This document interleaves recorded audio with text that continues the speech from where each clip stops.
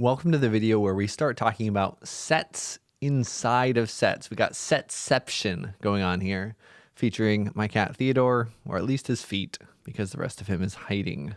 So let's get started with two sections in one video. So specifically, remember that sets are heterogeneous, okay? So what that means, right, is we mentioned this a little bit earlier. One of the differences between sets and arrays is that sets can have any kind of element. A set can have a number in it, the same set, right? We could have a set W, maybe it has the number 2, maybe it has the word dog, maybe it has the picture of a snowman, maybe it has, I don't know, something else, right? Sets can have many different types of elements in the same set. Okay, so one of the things that we can put inside sets is, of course, other sets. All right, so that's what we're going to be talking about in this video. So let's start with an example. Let's not use this example. That's not the best example, but I do like my little snowman. Tell me how you think I did. Consider the set V. And V is the set. It contains the number 2. It contains the number 5. And it also contains the set of the numbers 3 and 4.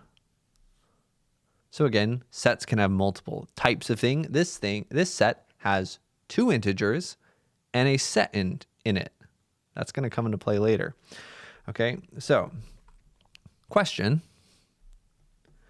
is 4 an element in V? So what do you think? The answer is no. 4 is not in this set V. And this is where a lot of our intuitive understandings of how sets work kind of breaks down. Sometimes I think of sets as like bags. Oh, is it in the bag or is it not in the bag? But of course, that's not completely accurate, because here, this is like a bag inside of a bag, in which case we'd say, yeah, 4 is in the bag. It's in the inside bag, which is in the other bag, but no. 4 is not an element of this set. This set only has 2 numbers in it, as well as another set. So this is a weird thing I think about mathematical set theory. It's not quite as intuitive as some of the other things that we've talked about. Let's color code this. No. Again, this set only has 2 numbers in it. Neither one of those is 4. Second question. Is the set that contains, let's switch things up. Is the set that contains the elements 4 and 3? It's really hard for me to draw 3 right next to a set sign. They look too similar. Is this set an element of V? So now be very careful, right? V has the number 2, has the number 5, and it has the set containing 3, 4. Well, remember, for sets, order doesn't matter. So the set containing 3, 4 is the same exact set as a set containing 4, 3. There's a few ways of thinking about that. The order doesn't matter. They have the same extension. They're both subsets of each other, so they must be the same set. Remember, subset is everything in the first set in the second set. If so, it's a subset. Yep, everything in this set is in this set, and vice versa, so they're equal. They're both subsets of each other.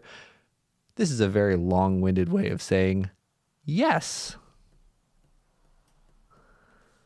This is an element of V. V is 3 things. The number 2, the number 5, in this set. And that's the same set. It's in V. All right, follow-up question. Is the set 4, 3 a subset of V? And again, these questions get really confusing really fast. Always go back to the definitions. What does it mean to be a subset? We have a subset here if every individual thing in this set is also in this set. So is the number 4 is 4 in V? Is the number 3 in V? If the answer to both of those is yes, then we have a subset. we already said, I'm spoiling a little, I'm already writing in red. We already said that 4 is not in V, so this can't be a subset. All right, the answer is no, this is not a subset. So sets, elements, subsets, sets of sets, it can get confusing. Go back to the definitions and go step by step, and it'll be easier to see these things. All right. Okay, last letter before we move on to 2.7. Again, we got 2 sections in one video, just like we have two. Now I don't know how to make that joke. Anyway, the last question, I've implied this already, or maybe I've straight out said it. How many elements are in V? Again, V has 3 things in it: a number, another number, and a set. There are 3 elements in this set. Okay. And that leads us directly to our next definition. That's what we mean when we say the word cardinality of a set. Okay, so the cardinality, that's our definition. The cardinality of a set, it's written with absolute values. They're not actually absolute values, but that's how we usually think about them. Absolute values are kind of a specific case of something in math that's often used to talk about the size of something. So the size of a number is the absolute value of a number. When you get into complex numbers, we call it the modulus of that number. We also use those absolute values and so on, right? So it just means size, and we use it in a lot of aspects of math. And here, mathematical set theory. So again, in this example, the size of V, the cardinality of V is 3. V is a set. The cardinality of a set is a number. Most of the time. Sometimes the cardinality of sets gets a little weird. We'll get into that in the next video, though. We got some special excitement coming up. It just really warms my heart. All right, last example of this video is this one. I'm going to give you something that this is also pretty fun. Consider this thing. The set that contains the empty set. Okay. So, question. Let's name this. What do you want to name this set? Shall we name this set? Let's name this set Bob.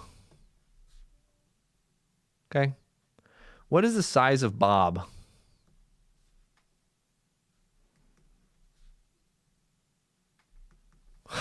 Kind of a funny question when you phrase it that way. What is the size of Bob? Now be careful. The whole idea of the empty set is that there's nothing inside of the empty set. Okay? But here we have a set containing the empty set. We're only looking at the size of Bob. What is Bob? Bob is this set. I'm being a little silly here, but remember that we can call variables, we can call sets, we can call them whatever we want. Math people are boring. We usually just call them letters. We can give them names. All right. So how many things are in this set? There's one thing in this set. There's one set. It's empty, but there's one set in the set. The cardinality of Bob, the size of Bob,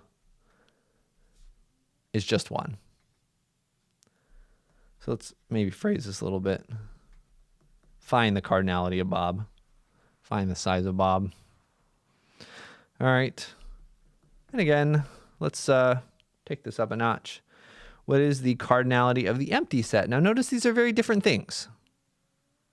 Bob is the set that contains the empty set, a set of sets. Now I'm just asking, what's the size of this set? How many things are in the empty set? I mean, when you phrase it like that, it sounds a little silly. How many things are in the empty set? Nothing. So the size of the empty set is always 0. All right, so that's a little bit about sets of sets. That's a little bit about cardinality. We just count how many things are in the set. We got more practice in this in homework, more practice in future videos as well. The next video is especially something that's really fun to me. So hope you enjoy it and good luck. Bye-bye.